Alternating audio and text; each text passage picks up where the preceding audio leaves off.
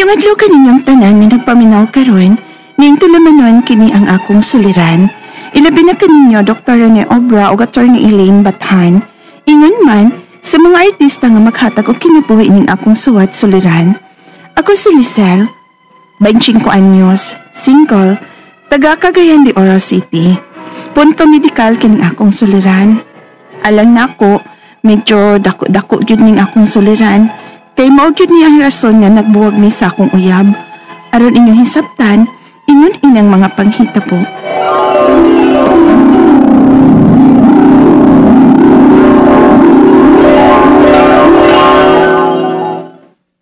Unsa ba kang idara na mukol og nadalaga, Lisel? Kaya nga na di ay. Kamay laki kag tutoy. Kaharsad ni mo mangutana di ani uy. Wa may break. Sa tang ipangutana ni mo, kana cute? Ay na, maayo man ng prangka-prangka ba? Kay mo siguro nang wa ka kauyab. Kay mura ka pa man gud og bata tan-awon. Kay mura magwa ka pa'y tutoy. Pagbra ka nga dunay foam day, aron may tutoy kang tan-awon. Di ani. Mi-off na lang ko sa trabaho. Papagit ko get offer sa pangutanang day ani na ako ganiha uy. Itaw sabay. Nganong gamay masat kay ni akong susuy. Ay, Lisel! Kaila ta? Inaana man gina. Basta interesado. Magpakisayod man gyud sa pangan sa babae nga iyang magustuhan. Unsa? Kenji di ay? Kenji ang akungan. Pwedeng mamisita sa inyo? Unsa? Sugta uy! La! Kami lagro na anak nga may nanguyab ni mo Agrabihasan ni mo mabuli na ko ani uy. Ala uy, bitaw no, sugta na na day. Aron makauyab na ka. Basin okay ra siguro na niya ang babae nga. Uy, tutoy. Uy, tutoy ba uy? Naaman good. Ay naalagi pero muragwa. Ikaw ba mo ka dili amiga uy? Ay, bitaw uy. Sige, mag-serious ko. Sugta na si Kenji. Kay namisita naman ka na sa inyo. Nga sa ato pa, interesado gina siya nimo. Ay, mahadlok ni noon ko tungod anang sige ni mo panaway na ako. Mahadlok ni noon kong manguyab. Ha? Nga naman? Basin pa, kung usagin na sa apason sa lalaki. Aw, usag yun. Usabaya gid na sa ilang duwaan day. Pero kinanguyab man gid ng lalakihan nimo bisan pa og klaro na nga wa kay tutoy. Aw, basin lagi. Og dili na importante para niya. Basin, love gid siguro kaniya. Ani?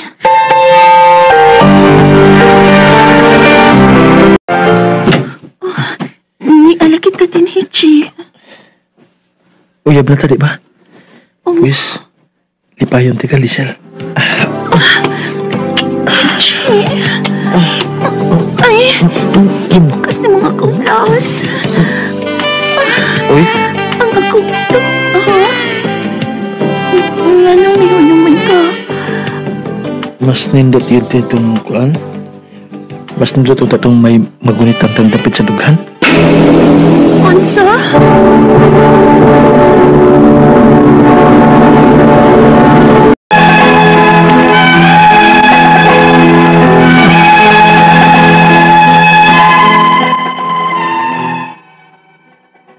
Wagid may matugay sa akong uyab. Nagkabuwag yun mi. Tungod ra gyud kay kamay kog boobs. Kay mo iyang gusto nga may mahawiran ko no siya sa akong dughan. Mo tong na-challenge ko. Nag-search ko og mga products nga makapa-enhance ko no sa boobs aron mo dako. Unya? Day, na kay parcel na abot. Unsa day imong gi-order? Shh! Eksapa eh. Laka. Nag-order kag bastos. Kanang di bateri, aron mo ay malipay nimo. Yung bakaw eh. Di pa ko ingon anak ka desperada no nga mugamit anak. Aw, unsa man day nang imong gi-order nga nagpa-secret pa man gyud ka diha. Para pa-enhance sa boobs. Unsa? Unsa na? Daw, daghan ako gisuwayan nga gisadya sa akong ikaagaw eh. Try na ko og cream, jelly, ug mga tumaron, unya exercise. Nanon niya, ni dako. Last na gyud ni. Massager man ko nun ni. Unya na instruction asa nga part ang i-massage ani. O kapila na ko buhaton matag adlaw. Hala no? Seryoso na gyud ay ka anang pagpa-enhance nimo sa imong boobs, day? Ano na ko mabuagag uyab, uy. Hala no. Ay, maglagot. Umagin ni siya madako, eh. Saan pa man day buhaton ako, ani? Sel, Oh, anong ura gisapot ka man? ma. Mga gagmay kitag tutoy. Ha? Unsa gud ng pangutanahan ni mo, Lisel? Perti na gyud akong paningkamot maay nga mudako gamay ni akong boobs. Pero man gyud ni siya mutubo, Ay, eh. sus! Nganong giproblema gud na nimo, day? Nakaliwat man gyud na nato nga mga gagmay tagsoso.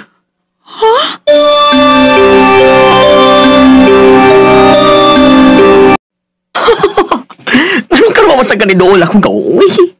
Da, karon pa masag ko mahinumdum, uy. Nga bisag lalaki ka, dako mang kagtutoy. Ay! Judy Abas, uy. Natural din ako, no? Ay kung ilara bayot.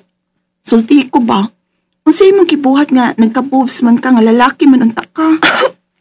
Bitaw, uy. Ikaw na konsultihan ani akong sikreto, ha? Ako an manggod, kining. Nagtumar kong pills. Dolisel. Ha? Nag-pills ka nga lalaki man ka?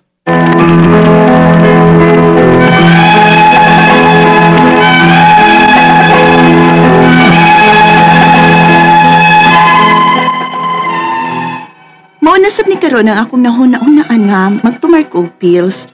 Kaya ang akong igagawang bayot gani, midako man ang iyang boobs. Apan may nakasulti sab na ako nga makadaot sab ko nun sa akong fertility. O posibleng dili na hinon ko makaanak. Ang ako mga pangutana mo kinig mong sunod. Unang pangutana, unsa din naa sa boobs? Nganong naa may uban nga gigrasyahan nga grabe kadagko og dughan ug may parehasab na ko nga wa swertiha nga wa gyud magunitan. Ikaduhang pangutana, sa among kaliwat sa Binuon, wa gyud dagko og boobs namo. Kung sa kaliwat ni namo, wala ba'y puruhan nga mudako ang akong boobs? Ikatulong pangutana, matod sa akong ig-agong bayot, nga magtumar ko no og pills. Di ba ko ni magkadaot na ako nga mag-pills ko, nga wa pa ko makasuway nga mumaptos? Ikaw pa to katapusan, may nagkingon nga makadaot ko no sa matres ang pagtumar og pills, sasama na ko nga wa pa mo agyog ka mabdos. O posible na hinuon nga dili ko mumaptos. Tinuod ba? Kung magkadaot man, unsa man ay epektibong pamaaki, aron nasulbad ni akong problema ug modako na ning akong boobs. Palihog, tabangi ug tambagi ko. Kini ang akong suliran, Lisel. Mayong adlaw mga sukling tigpaminaw din sa tong programa, kini ang akong suliran. Once again, aniya na sa bako si Dr. Rene Obra makiguban kaninyo karong adlaw. Ako mutambag sa inyong mga medical problem kay usama na ako ka medical doctor, mga psychological, emotional, behavioral kay usama na ako ka psychiatrist o mga drug related yung mga problema kay usama na ako ka drug addiction specialist. Daghang pumagi, klase-klaseng pumagi, mamili lang mo. Unsaon sa pagpadala sa inyong mga sulat-suliran rin ka na mo. Pwede kanya padala sa mong email, suliran_612@yahoo.com or sa tong Facebook account, kini ang akong suliran official writers page o ba sa mong batan sa 3rd floor UCR Martinez Building, Osmeña Boulevard, ning Dakbayan sa Subo. Ang atong makutlong nga pagtulunan karong adlaw mao kini nga opportunities don't happen, you create them. Mao ginawag ingog sayon-sayon na ning kalibutan na ning kinabuya, no? Ang atong magtatampo karong adlaw si Lizel, 25 years old, single pa ni si Lizel, taga Cagayan de Oro City.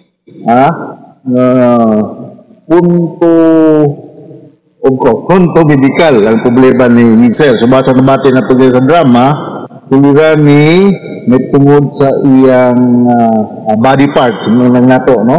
So, buwag niyo sa iyang uyab tungod kay o lagi na sumasang bati naglilit tayo inyong normal ang kadagpon sa iyang anterior chest, no? Anterior chest. Hindi tayo sa Ikuan, si Bliserio Galulo, Albor, Liburon, Karkar, Cebu, no? Kung nasilingan ni Marlick Kampugan, no? Kampugan family, si Jasmine Legaspi, Delma Navarro, Maria Manggubat, Alna Masiba, no? Ug kung akong gipalitan og buwak bagulang Sitio Uwak, Lower Busay, Cebu City, mga Kabato family, no? Si Danilo, si Marlita, si Jima, o si Lia Jane Santander, Christine Bakang, Rosana Impang, o si Lia Labis.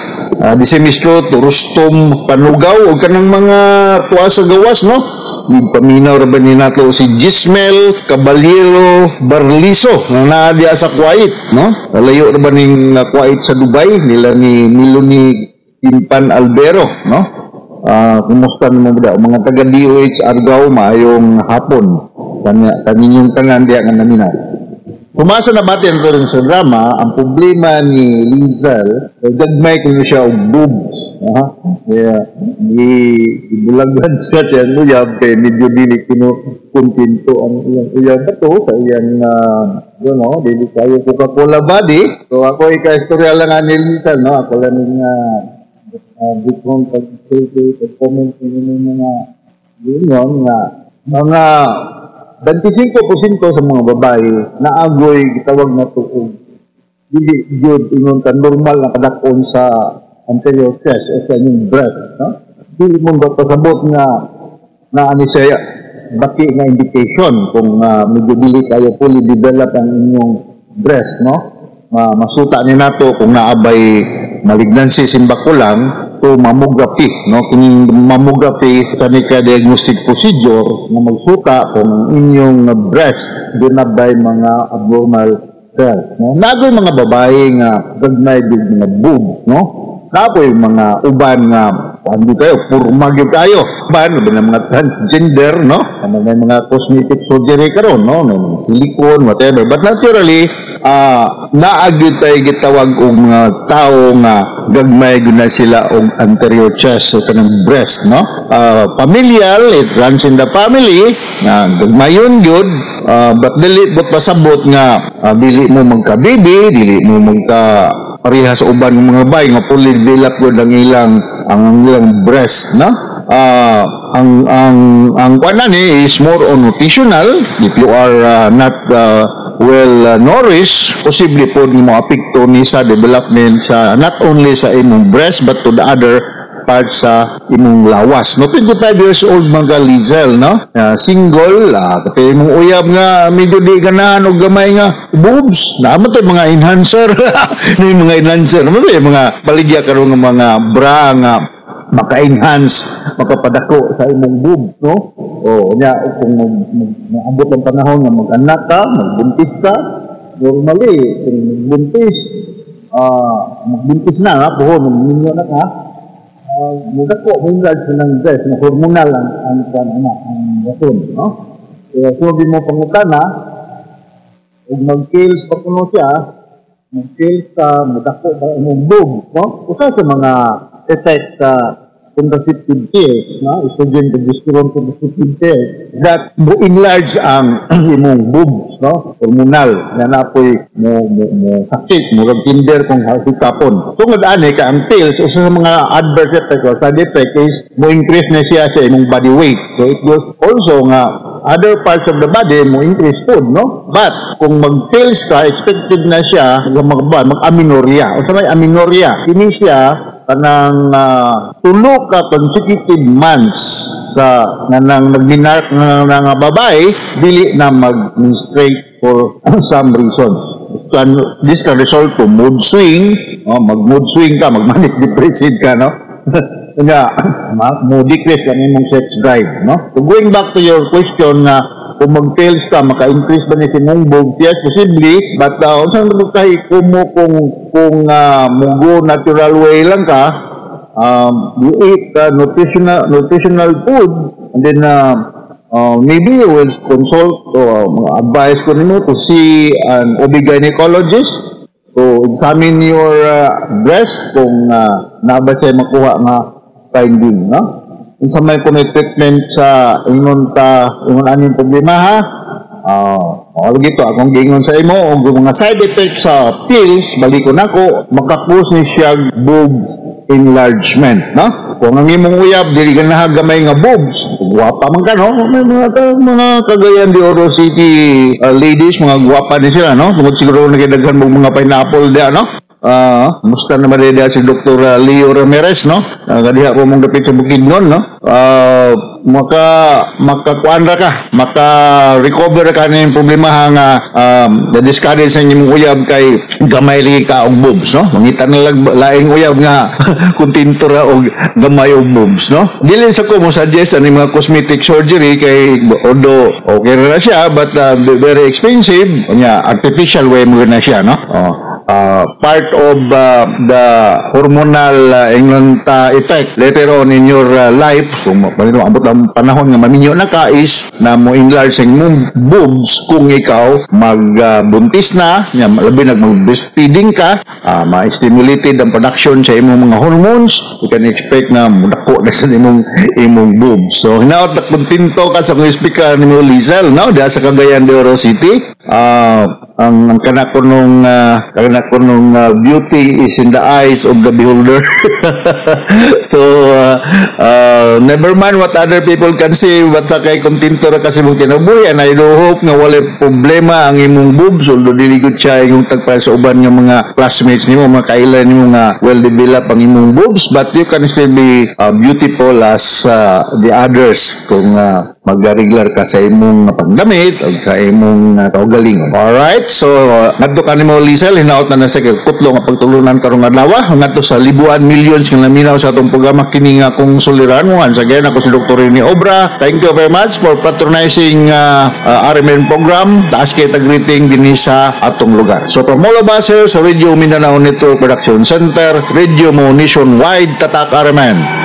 Daghang salamat o mayong